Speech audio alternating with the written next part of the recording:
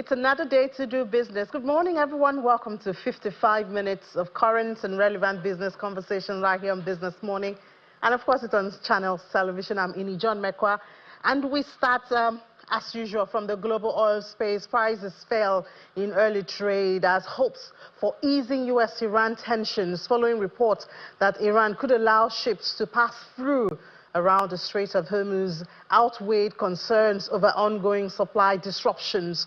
The White House has expressed optimism about reaching a deal to end the war with Iran, while also warning of increasing economic pressure against Tehran if it remains defiant. A source briefed by Tehran told Reuters that Iran could consider allowing ships to sail freely through the Omani side of the Strait of Hormuz if a deal was reached to prevent renewed conflict. The U.S.-Israeli war, of course, that's also there with Iran. They've resulted in the largest ever disruptions of global oil and gas supply. So this morning, not looking very erratic, talking about the numbers, not too different from what we had yesterday, but Brent is up 0.61% at $95.53 a barrel, while WTI has gained 0.83%, looking really close to 1% increase there. And the price, we have a normal situation here where WTI is lower than Brent, so it's at $92.13 a barrel. And of course, conversations are on. We've been told that there are plans to resume peace talks between the United States and Iran. But of course, we haven't no assurance yet as to which direction that would take by the end of the day. And here in Nigeria, the Senate Committee on Public Accounts, they've set April the 29th as deadline for appearance of the management of the Nigerian National Petroleum Corporation Limited to account for 210 trillion naira as contained in audit reports of 2017 to 2023. The chairman of the committee, Senator Aliyu Wadada, emphasizes that the sum involves large undocumented figures, including 103 trillion naira in accrued expenses and 107 trillion naira in receivables. The committee flagged serious irregularities, including unsubstantiable expenses, duplicated subsidy claims, and inflated production costs. The committee specifically declared that the group chief executive of the company, Mr. Bayo Ojulari, should lead his predecessor, Mr. Mele Kyari, the former chief financial officer of the company, Mr. Umar Ajia, and external auditors of the National Oil Company to the next meeting of the committee. Well, yesterday was a glorious day for Nigeria's equities market. Hit a new high, 209,317. It was up more than 1.5%. At the close of trade, 1.69%. And of course, we saw the market cap there at 134.77 trillion naira. Investors brought in 2.28 trillion naira to the market at the close of trade yesterday. A good market day, one would say. And a lot of opinion or perspective is that this is investors positioning for earnings. Earnings are coming, dividends, some companies have already declared, and so people want to get a part of it, part of the gains. So we see a lot of people coming into the market to those viable stocks that could deliver a very good earnings. That's what has led to this. We started this week with at 202,000 level, and see less than 5 trading days, and we're already on 209,000. A great one right there. But well, of course, when the bleeding comes, when the profit taking comes, we have to be prepared for it, because investors put in money for profit. When they see the profit, they take part of it. Volume yesterday expectedly was very positive. And then top gainers, Airtel Africa. Yeah, well, it's unusual to see Airtel in the green, but I think that's been their position most of this week. Aradel and ETI. Seplat yesterday was well celebrated as one of the first stocks to hit 10,000 naira. Seplat, congratulations to investors. Now, if you want to buy Seplats, I mean, you really have to count your costs. because one stock is more than 10,000 naira. So how many can you own? Maybe just about 5 or something like that. Well, top losers yesterday, Austin Lars, John Holt, and CW. They were the top losers. Top trades had Zenith Bank, Tantalizer, and UBA at the close of trade. We see what position investors will take today. Earnings season still counting down to it, and of course a lot of investors positioning themselves for it. And still from the market, Nigeria Securities and Exchange Commission has proposed new rules for public offering for securities by a free trade zone entity, FTZE. A free trade zone entity is means a free enterprise established in a free trade area and licensed by a free zone authority. Well, the SEC has set a 7.5 billion naira minimum capital requirement specifically for such entities, and that intends to undertake a public offering. And SEC notes that no shares of an FTZE may be issued or offered to the public without the approval of the Commission in accordance with the provisions of the new rules. The regulator says that the rule, which is being proposed pursuant of the ISO 2025, is to provide eligibility requirements and conditions for free trade zone entities seeking to conduct public offering of securities in the capital markets. Of course, the meetings are still on in Washington, D.C. The world representation of the world, different countries are meeting to decide the direction of the economy, global economy, in the face of current challenges. And now the IMF, the International Monetary Fund, they're expecting more demand from at least a dozen new countries. They're expecting a dozen new country programs as a result of the war in the Middle East and their functions in a global energy market. This is according to the IMF Managing Director, Ms. Kristalina Georgieva. Ms. Georgieva told a press briefing yesterday that near-term demand for financial support is expected to range between $220 billion and between $20 billion and $50 billion of new demand because of the crisis. And this would comprise new programs in at least a dozen countries, a number of them in sub-Saharan Africa, as well as an expansion of some of the funds existing in other countries and other financing programs. Ms. Georgieva added that the IMF is coordinating with the World Bank, the International Energy Agency, and other partners to maximize the combined response to the conflict, which this week led the IMF to downgrade its projection for global growth and warn of deeper cuts if the conflict continues. And still coming from Washington, D.C., sidelines of the meeting, developing countries, they took a major step to rebalance the global financial system by launching the first ever borrowing platform during the IMF World Bank spring meetings with the UN Trade and Development, that's UNCTAD, serving as its secretariat. The platform brings together finance ministers and central bank governors from developing countries to strengthen debt management capacity, enhance coordination, and amplify their collective voice in global debt discussions. The United Nations Secretary General Antonio Guterres describes the initiative as a breakthrough in global financing, a platform in which borrowing countries sit together, learn from each other, and speak with a collective voice. UNCTAD, which will serve as the secretariat, is the leading authority in developing country debts, combining independent analysis with direct support for countries in managing their debts.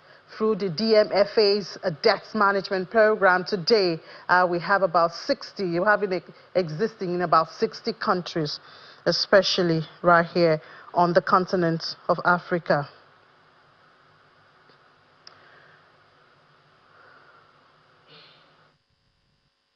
Let's see how all of this is feeding, especially to the inflation numbers.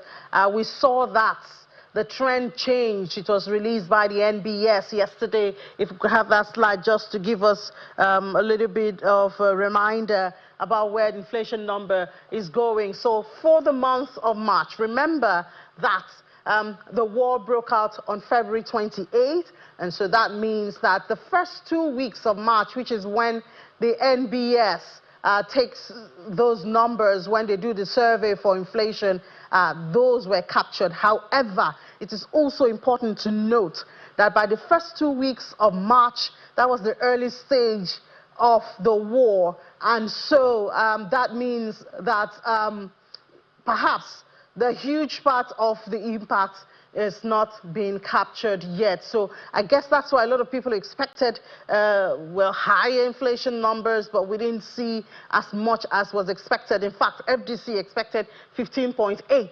But we see that at the end of the day, NBS saw headline inflation as 15.38% from 15.06.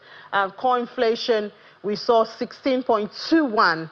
15.88. Food inflation, something very interesting about food inflation is that, so while we see this for year on year, month on month, there was a reduction in the price. That's the price rate, the price change rate of food. Month on month, we saw a reduction in the price. However, of course, year on year, it is higher. Urban inflation also dropped.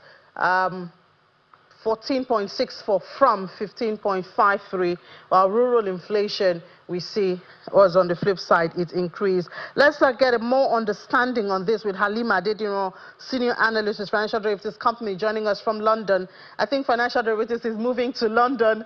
Halima, good morning. Welcome to the program. We spoke to Dumebi from London on Tuesday, and now you are also there. Perhaps I'll join you guys at FDC in London. Okay, good morning. We'll be expecting you. Thank you for having me. Great, good to have you. So we saw the numbers expectedly, but FDC did project a higher number than this, 15.8, about that. Well, we saw the number at 15.38. Where did the FDC miss it? Oh, well, so we won't say FDC missed it. The thing is, the items being collected by the MBS is more encompassing, let me put it that way, compared to our numbers. So the most important thing is the direction of the change or the movement, which is very important. We see an upsurge, and our what is it called? Our data also showed that there will be an upsurge. So that is what is very important. The difference is not really significant in this respect. So let's go to the headline inflation first before we move to other indices. The headline inflation increased, so also on other indices. We also saw an upsurge. And this is just trying to signal that not only the internal vulnerability is affecting price pressure in Nigeria, the global shock is also really weighing down on what we see as the movement in prices and the economy. And so these are driven by so many factors, especially food supply constraints, exchange rate pressure, global spillover, and even energy and transportation costs. And if we look at Nigeria's inflation, we'll say that it remains majorly a component of food inflation. And so anything that affects food will actually affect the headline inflation, because our input costs like fertilizer, diesel are being factored into this, and it will always affect whenever we see an increase in those inputs. Not only that, we see that when it comes to energy, it cuts across almost all layers in the economy, be it distribution, be it manufacturing. And so because of what is happening in the global energy market currently, we see that the price when it comes to energy has really increased. And so this is filtering into prices also in the domestic market. And also the exchange rate, though we have a moderation, but the volatility is still there, though it is moderated. So it will definitely affect prices too, because Nigeria is still dependent on imports, whether we like it or not. And so because the currency is weak, we always see this impact too on prices. And so what are the implications of this when it comes to price movement? There are various implications to households, to financial sector impact, to monetary policies, and even economic growth. But let's look at the pressure on the household. Given this figure, we will see that going forward, household might want to imbibe what we call the use of scale of preference by picking the commodity that is most essential to purchase. We might see a drop in volume of purchase, and we might also see that the low income men are disproportionately affected because most of their income goes into food and transport. Not only that, when we look at the financial sector, we'll see that there will be reduction in credit creation and credit risk. And so the performance of the percentage of non-performing loan might increase over time.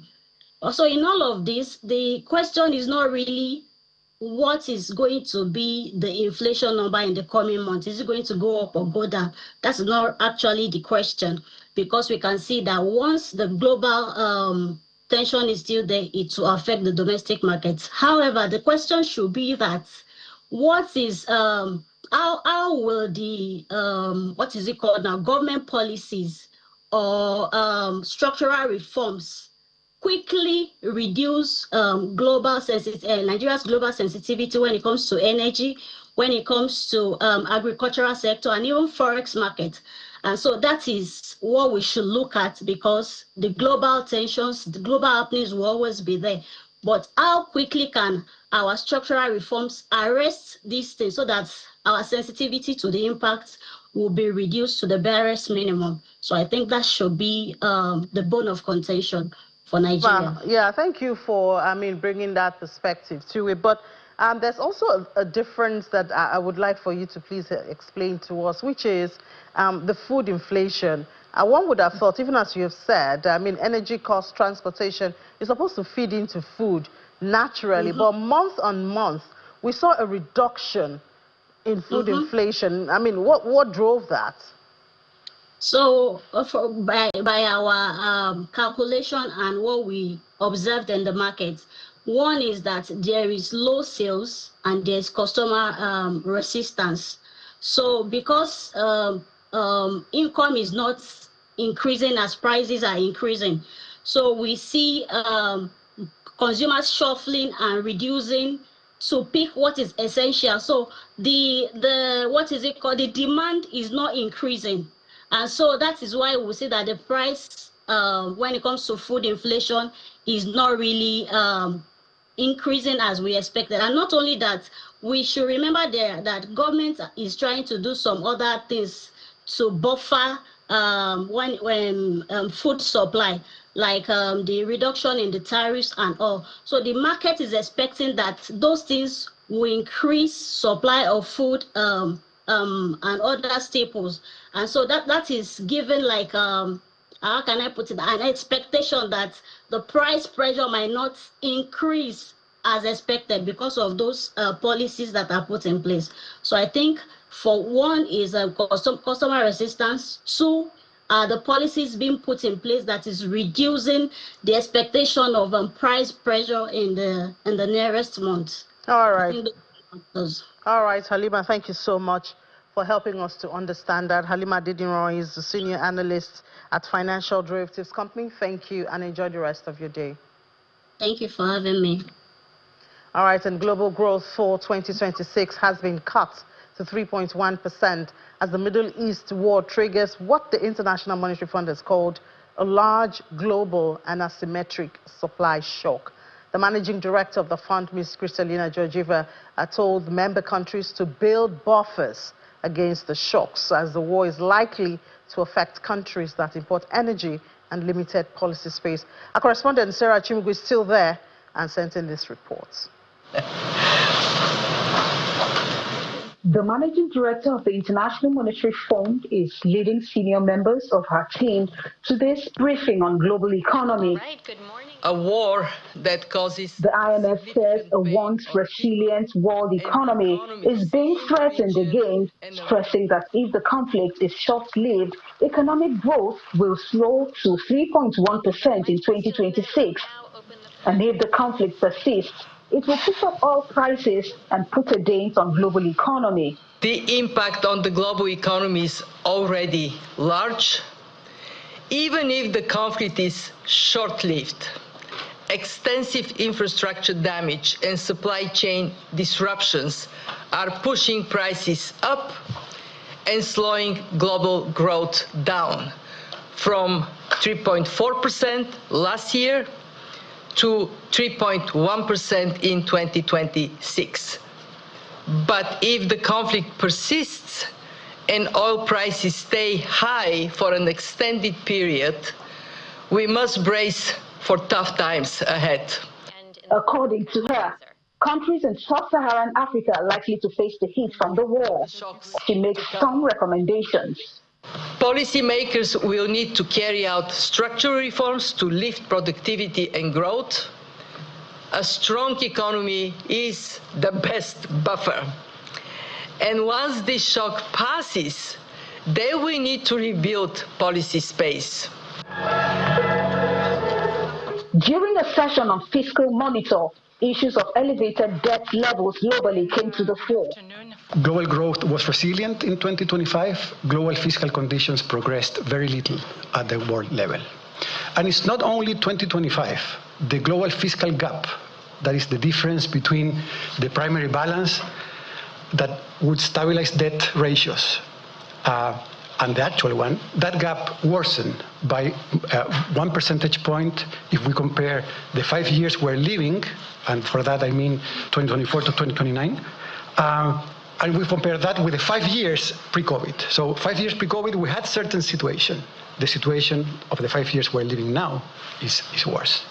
The IMF is preparing $20 to $50 billion in new loan requests, mostly from sub-Saharan Africa, but says the goal is to help countries help themselves by building buffers in good times. Sarah Chimugu, Channels Television News.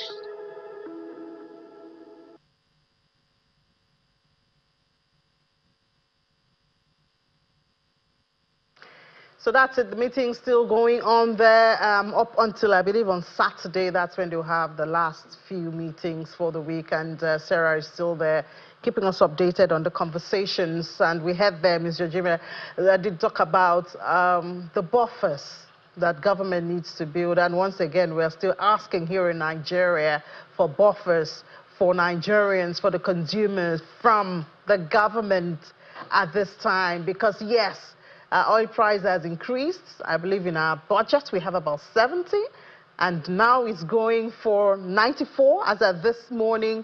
We've seen it at above 100. So even without that, I mean, everybody is doing it. Germany, yes, they announced their buffer because of all of this. They cut their fuel taxes. They did, so that it will be a bit easier for the people. So please, Nigerian government, we need you as the people of Nigeria at this time. We need some buffers. IMF is even asking countries to do that, even though they're emphasizing the fact that it needs to be short-lived. And we know that the coordinating minister of the economy, Mr. Wale Edun, has told us, do not expect fuel subsidy, perhaps not the way we had it, but there should be some kind of succor for the people. Well, I'm so glad this morning, because yesterday we tried to have a conversation on AI, and we couldn't do it. Technology, one way or the other, did not allow us. But guess what? We have all the way from Oman, Mr. Tosin Shobukola, who was virtual yesterday, but is in the studio today. Interesting one. And so you're able to make it. You travel all through the night and all. Something close to that. Something close to that. Yes. But we're really glad that you're able to make it, seeing you physical. I bet it's still best when you do it physical compared to Always. Virtual and all of that. Always. Human beings were meant to interact. I know, right? Yes. All right, so we're trying to have a conversation about the opportunities, the hidden opportunities in all of this AI, chat box and everything. So sometimes it sounds so far-fetched and sophisticated, especially for majority of the businesses in Nigeria, because a lot of them are in the informal sector and the sizes are small, you know. So you're trying to highlight some of those opportunities and how they can scale up and adopt for benefits. Yes. So good thing is that a lot of people think that AI is something either bad, that the devil is going to use, or the government is going to use to capture all of us and put us in a bad state or hold us captive. But again, it's where the world is going. If 20 years ago, when it was the internet, we used to have to go call somebody at Nitel. Now I can call somebody from here right now in the UK, in the US, in China. So the same thing, the way AI is going, it's going to take over many of the things we do. It's going to make life easier. And we have a lot of opportunities. As you can see, there are like 6 layers, 5 or 6 layers, where the people can take part in. Now, if you look at it at the top level, you'd think it's basically for big companies alone. But there are many, many layers where small businesses can play at. And as we continue the conversation, I'm happy to dive deeper into how this can happen. Yeah, I mean, you can just go right ahead, following the pyramid there. Maybe help us to understand what we are looking at. Okay, great. So, like this beautiful pyramid that you've shared there talks about the base. The base there, we have infrastructure, property, land. Land, I mean, people say land is everything. If you own land, you own a lot of stuff. So after land, we talk about energy and power. Now today, when you talk about AI, everybody thinks it's ChatGPT. But ChatGPT is like the iceberg tip, which we have about 90% underneath. Now, in Nigeria today, we are going to need energy and power. What is energy and power in Nigeria? It is diesel, it is electricity, and it is a lot of stuff. Now, while a small business might not be able to run like a distribution company, but we have some not so small businesses that are in the distribution of diesel and gas and everything. That's power. We also have chips, maybe not in Africa yet, but chips and fabrication. You would notice that in the US, one of the first things that the Donald Trump government did was to ban Huawei from accessing a couple of technologies. Why? Because the chips drive everything. AI is a lot of mathematical computations, which are driven by chips. Now, what the US did was to say, we are going to own this technology, we're going to keep it first, and then let China come back later. Now, China has had to do what? Discover a way of manufacturing their own chips. Now, in Africa, do we have any? We have most of the materials, coltan, uranium, and all those things that go into chips are from Africa. The raw materials. The core raw materials. Today, we are only focused on crude oil, metals, but if they take it from here to there to manufacture, what stops us from starting at a little scale, setting those kind of things up? Then we move to the next level, which is the foundation infrastructure, where we talk about our data centers. Today we call it server room in some companies, but in the data center, maybe that is a very good place for us to take over in Africa. Because today, most of the ChatGPTs, Google Gemini, Claude, DeepSeek, they are hosted in data centers outside the country. Now, data privacy is a big deal. Data residency is a big deal. And what we're doing in effect is that we are feeding large language models. When I say large language models, I'm talking of ChatGPT and all those things. We are feeding those things, and we are ineffectively moving that data that we sort of think is private. We are literally dashing them that data for free. So, but the side effect is that will a government entity now be able to use ChatGPT? There will be restrictions because they don't have the data center local. Will a bank be comfortable to use Gemini or Claude? They might already be using it today, but again, the standard way will be to block it in the network. Don't let them access it from the office. But in a data center, we have some coming up today, and that is a lot of opportunities. Data centers need cooling, that's AC. They need power. They need cleaning. They're going to have a very big facility, almost like a university campus. What about the personnel, the skills? That is exactly where I was going. Now, that is another set of skills that we don't have. Today, the Philippines... We do not have it? We do have it, but it's something that is still primary, nascent.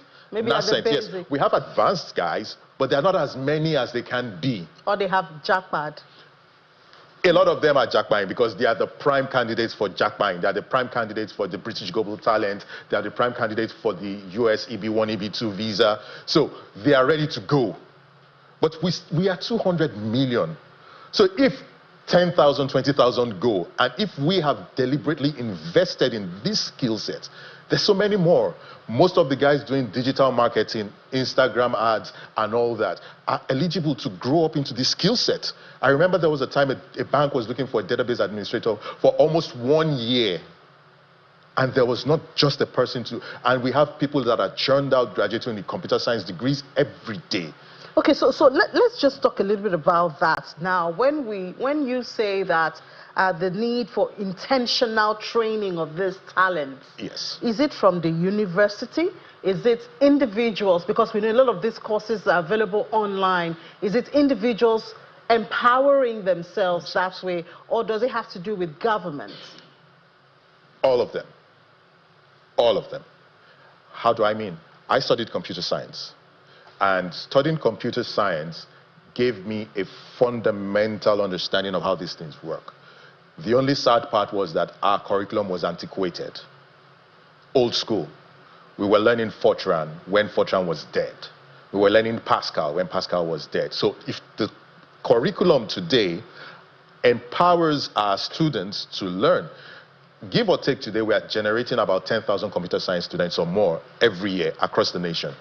10,000 every year is bulk capacity. That's one. Okay, some people finished from school, they didn't learn all these things. They can also learn themselves. They can learn themselves, Coursera, EDX, Udemy, or But online. even those who finished from school, did they have practical knowledge? Yes. Or was it theory? So it was theory in school. But of course, that's why most of those courses have internship programs. So unfortunately, my school canceled it. It was a 1-year internship, and then which meant I studied computer science for 5 years instead of 4. So, but what people typically do is a 3-month internship, a 6-month internship. It's okay, but again, whether it is in school or antiquated experience, even when you finish from school, remember the HR guy is still going to say, because you finished serving last year, you still have 1 year of experience. So, but again, if the curriculum, if you've been writing code, real life code, new technology code while you were in school, it's now about the applications, because you don't know the first job you're going to get. Your first job might be in payments, it may be in aviation, it may be in HR, it may be whatever. But you've written code before. Now it's now contextual code for the company or the organization that you're working for. And knowing, of course, that your first 2 jobs kind of determine your trajectory in career. But if you've been prepped from school, it means that you can resume on day 1 and begin to contribute meaningfully, rather than us having to now do another 3-6 months priming and onboarding for you. And of course, these guys, when I was in school, I was making money doing non-tech things. Today, these guys are in school, they can build websites in school, which is already industry experience. And it's only in Nigeria that we do this. A guy in the UK, US is working while in school, and it's cognate experience already for him. So once he's done from school, he already has 3-4 years experience under his belt. Very possible for our guys too. Government now also needs to do, I see the minister is doing a couple of stuff. I'm not seeing the impact yet, but it's good. It's a good start. Now, we have technical colleges where they can teach them the chip fabrication, the HVAC and all things they can teach in technical colleges. We have centers for teaching them tailoring, photography, and all stuff. Government can start introducing tech into those systems.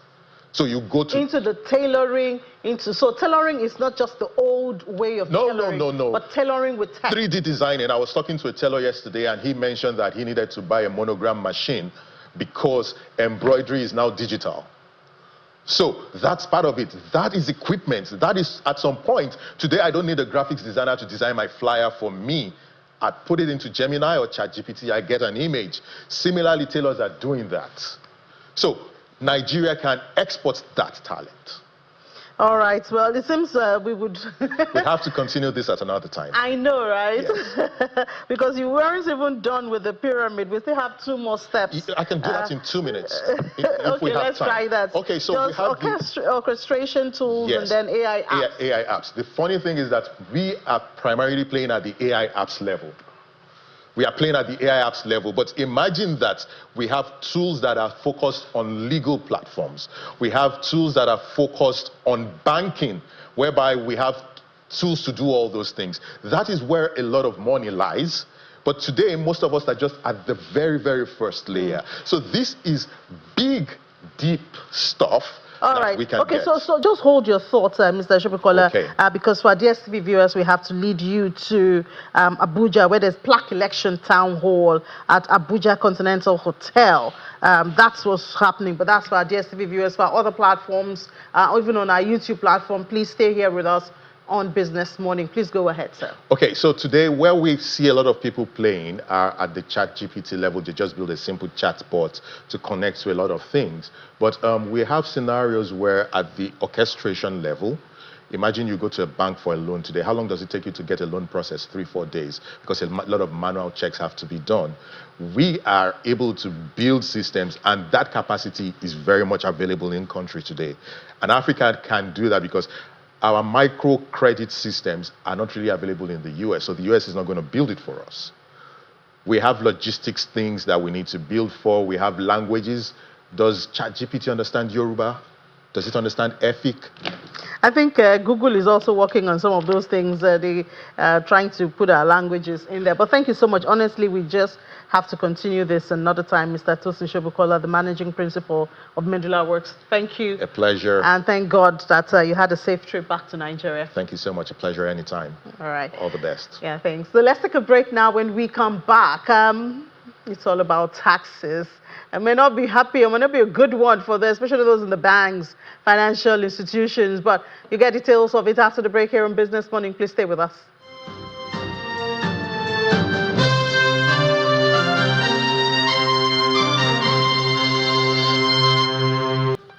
You're welcome back to watching Business Morning here on Channels Television. Recent development in Nigeria indicates a shift towards targeting retained earnings for taxation. That's the end of practice of deferring tax by keeping profits within a business. Historically, dividends paid from previously taxed retained earnings were often exempt, but companies previously faced excess dividend tax, according to Section 19 of the CITA. Now, if dividends exceeded taxable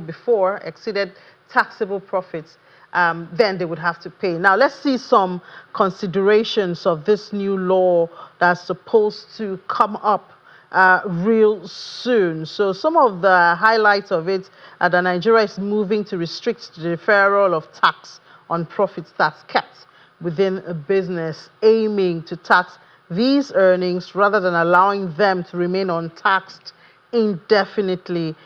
Historical excess dividend tax under that prior regulations that if a company paid dividends exceeding taxable profit for the year, those dividends were often deemed as profits, and typically about 30% is applies on it. The recent reform now, the Nigeria Tax Act, the NTA 2025, has introduced broader changes to income and capital gains. Capital gains tax, is a popular one.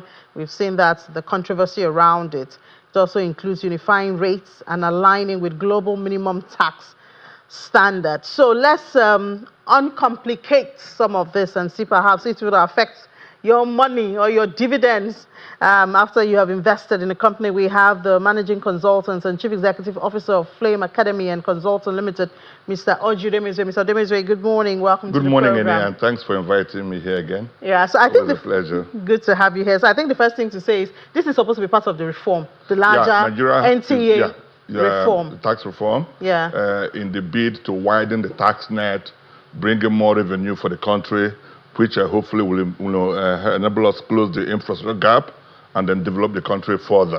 The idea here is to ensure that we depend less on borrowing and other external factors to fund our budget. We want to be able to fund our budget from within the money raised within the country. So help us to understand this retained tax and how the new law are affected. Okay, now, to break it down basically, to do business, you put assets together.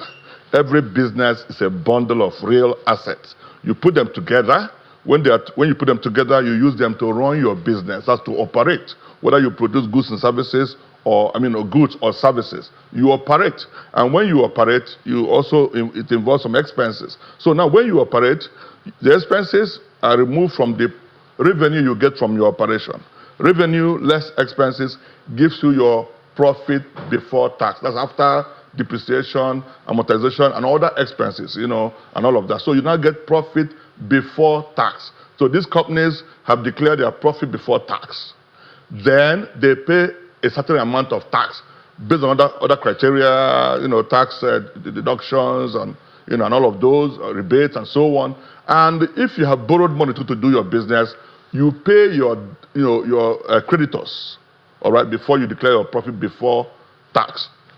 Then government takes their tax at that point, or the company makes a provision for corporate income tax. So before you have earnings, tax has been paid by these corporations. You now have what you call profit after tax. All right. Most times these taxes are payable. I mean, they will pay, in the following financial year, but they have already been provided for. Different from deferred tax, which goes beyond a year. I'm going to come to that. So the profit after tax from where you pay dividend has been taxed by government as corporate tax. All right. Then when you pay that tax, the profit after tax you have can now be treated in different ways by company. Basically, by either giving that money to investors who bought shares into the company, who are sponsors or shareholders of this company, as dividend. That's their benefit. Even though, by the tax law, when they receive these dividends, they pay their own taxes too on that. The argument of multiple taxation, but that's okay. Now, then the company must not share all of this profit after tax to shareholders. Sometimes companies, because of the need to reinvest part of that money, particularly growing companies, startups and so on, assuming you make a billion naira, for example, maybe an SME, you may want to say or tell the shareholders, please give us time. If you don't pay shareholders dividend, they won't have a positive attitude towards the company and may divest, and that will affect the beauty and the attraction of investors towards the business. So it is necessary for companies to pay dividend to their shareholders. Again, in paying that, they have to also decide, should we throw away this money or go back to the financial market to look for new money to refinance our growth? We have 3 branches, we want to establish 5 more branches, grow our business, and be able to employ more people, support the economy by giving GDP, growing GDP, and so on. So it's a financial decision that company have to take. Do we pay dividend, or do we retain this money to expand our business? So now, when they pay dividend, it's also taxed based on our tax laws.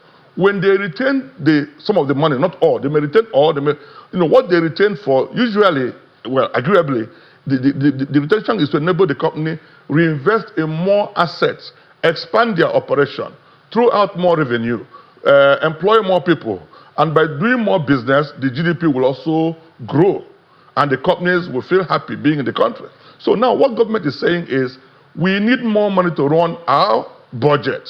So when you declare your profit after tax, having paid corporate tax on that revenue that you made before you gave us a PBT, we will come further and require you to pay more tax on not just the dividend you've given, which is taxable, but even the money you've kept to enable you reinvest in your asset. We will tax you for that because we believe that you are delaying that money to be able to pay tax later.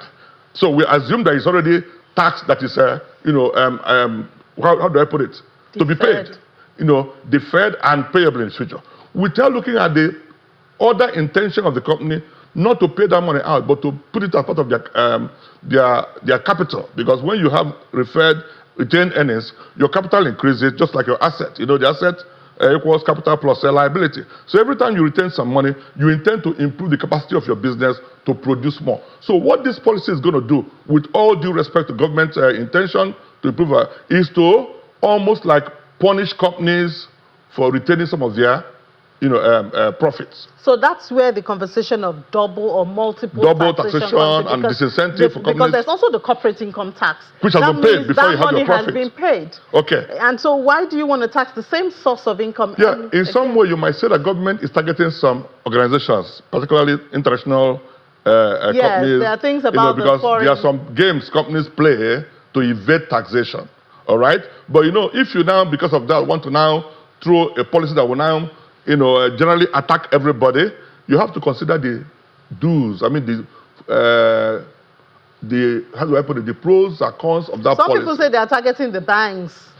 The banks, some foreign companies that may want to, delay these dividends, and at some point, maybe when they're not making a profit, they will want to use that money to pay. When you pay dividend to, in foreign companies, these monies leave the country and go to foreign. So government knows who they are targeting. But in doing this, we have to be careful. We have to be careful because if people feel overburdened by, taxation, the incentive, the desire to invest in Nigeria will reduce. This will likely curtail both foreign direct investors and foreign portfolio, where mainly foreign direct investors into the country. Mind you, that currently Nigeria is having a very tough business environment. Ease of doing business in Nigeria is not getting much better. People, are very highly unemployed. And we need companies to expand and prosper to be able to create employment.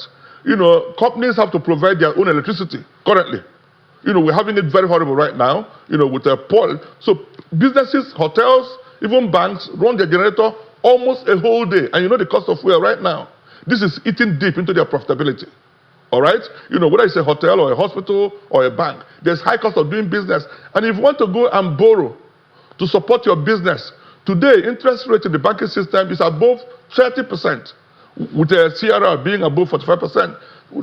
The loanable fund theory, I don't want to break it down, but when the bank collects 100 million in deposit, it has less than 13 million available to do business, therefore giving rise to high cost of fund. So to borrow in Nigeria versus your competitor in China, where they borrow at less than 5-7%, you borrow in Nigeria at above 30, almost 40% to do your business. Note that the cost of energy to do business in Nigeria, which everybody now has to run heavy costs because of lack of power supply in Nigeria, is very high. So at the end of the day, you struggle, do all the magic, to be able to, stifle some profit from your business. And of course, you also pay tax. Or even though the new reform to give it to government has also reduced the tax burden on some parts of the economy, like SMEs, that's people who less than 100 million, 50 million, and so on. Contradicting government's message of ease of doing business, because, of course, as you noted, there are some not so good intentions by some companies. But, I mean, when you throw it out there and it's affecting everybody, perhaps companies will now be discouraged from retaining profit for reinvestments, which is supposed to help expansion and all of that. And the tax burden also, instead of it being reduced as intended by the reform, while it's doing that for small businesses, we also have to consider the large businesses. Yeah, we want them to be because sustained. The large businesses have been the ones sustaining this country in the past. And the tax reform actually targets them more. Yes. So why government does that? They should remember that these guys also have an option. They have option to go to other countries, Ghana, Rwanda. When I go to Rwanda to do my trainings, I always pass Vokes. When I pass, I don't feel nice. This company used to be in my country. So we don't need to chase away more businesses out of Nigeria in trying to increase our tax. Of course, I know that this government means well in trying to drive our tax to GDP ratio, which has now moved from below 10% to 13% now, and government targeting over 18%. South Africa is currently at 23%. So globally, people drive tax to GDP ratio towards 30% and more to ensure that your economy is sustainable in terms of the money you generate to run your budget. This year, we have a budget of almost 70 trillion naira. Let's say 68 trillion with the revised figure. Assuming it's gone through, our revenue target, is very far away from that. Even with all we are borrowing about 70%. Of the budget. Yeah. So our revenue is so low compared to budget. So deficit keeps growing. So this policy, to give it to government, to be fair to them, is to close that gap in our deficit. But in doing that, we should be mindful of scaring away businesses, creating more unemployment, damaging the GDP itself, and all of that. So we have to be careful. Yeah, And Mr. Odemeze, you talked about they want to get this one for more infrastructure. You talked about how companies are suffering and paying much for energy costs and all of that. Interest rates and of of borrowing. course, exactly. So and I mean, top security environment, companies pay for the security too. exactly. Nothing is So coming from I mean, government if the environment is being made more friendly, Yeah, you can then do overhead costs will reduce, Yeah. and companies will be happier. We'll be happier to pay this. To pay the taxes. So And I mean, remember, as government pushes this tax drive on the private sector, how much, I will leave that question hanging, how much are they doing to address the right issue in governance? You know, high cost of governance and a lot of wastefulness. I'm sure you hear the current NNPCL audit going on. 210 trillion naira in question. Let me yes, Mr. Odemeze. All right, thank you so much, Mr. Oji Demeze. He's the managing consultant, chief executive officer of Flame Academy and Consulting Limited. Always a pleasure having you on the program. The pleasure is mine. Yeah, well, sorry, Ladi, we took part of your time, but let's go global now.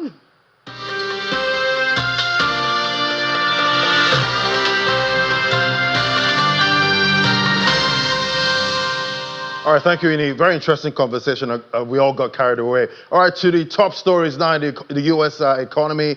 We see the U.S. Commodity Futures Trading Commission is investigating suspicious oil trades placed ahead of key announcements by the Trump administration on the Iran conflict. The probe focuses on trading activity on platforms operated by CME Group and Intercontinental Exchange, where regulators are examining whether traders acted on non-public information. Authorities are also requesting Tag 50 identity data from exchanges to track the individuals behind the transactions as scrutiny intensifies over potential insider trading. The investigation comes amid, broader concerns about market integrity, including growing attention on trading patterns across futures and prediction markets.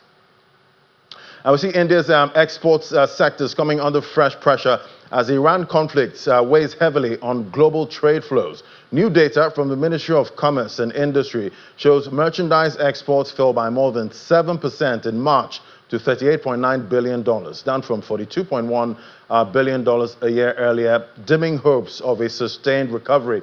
The slowdown is pronounced across key markets, with exports to the United Arab Emirates plunging nearly 62%, while shipments to the United States dropped 21%. Analysts warn the outlook remains uncertain, with geopolitical tensions and existing U.S. tariffs expected to keep pressure on India's export performance in the near term. And the United Kingdom, the economy there is showing renewed momentum, with growth outperforming expectations in February. Fresh data from the Office for National Statistics reveals the economy expanded by 0.5%, driven largely by stronger activity in the services sector. The figure comes in well above forecast, signaling resilience despite persistent inflationary pressures and global uncertainties. Analysts say the uptick adds to recent signs of stability, raising cautious optimism about UK's near-term economic outlook. And we see Australia's labour market is showing signs of moderation, even as overall conditions remain stable. Latest figures from the Australian Bureau of Statistics show employment rose by 17,900 in March, slower than the February's strong gains, but largely in line with expectations. The unemployment rate held steady at 4.3%, while the participation rate edged slightly lower, pointing to a cooling but still resilient jobs market. We see China's economy is gaining momentum in the first quarter, supported by strong export performance despite weak domestic demand. Data from the National Bureau of Statistics % in the 3 months to March, accelerating from the previous quarter and beating expectations. The growth highlights the resilience of China's export sector, even as consumption at home remains subdued. We see Stellantis Envy is investing €100 million to transform near Paris as it reshapes its European manufacturing footprint.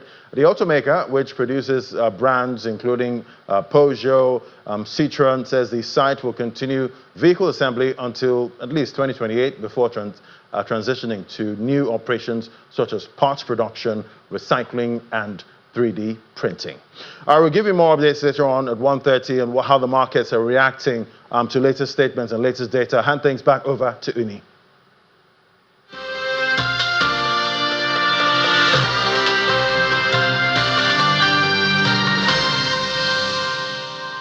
Thank you, Ladi. And just before Ladi will come back at 1:30 to give you updates on the market. In early trade, we see that the Nigeria stock market is retaining the 209,000 level. It's now at 209,498.92, 0.08%. That's the all share in the green. A lot of investors' activity there, taking more position, or more investors taking position. The most active stocks at this time, Fortis Global, that's up almost 10% in early trade. Secure Electronic Tech, Zenith Bank, Access Holdings, Sovereign Trust, they are all up. Transnational Express, Airtel Africa still continuing in that green space. So looks like it's going to be maybe 210 at the close of trade. But Ladi will give you updates at 1:30 during Business Incorporated. I'm Ini John Mekwa. Thank you so much for being a part of the program. Enjoy the rest of the day.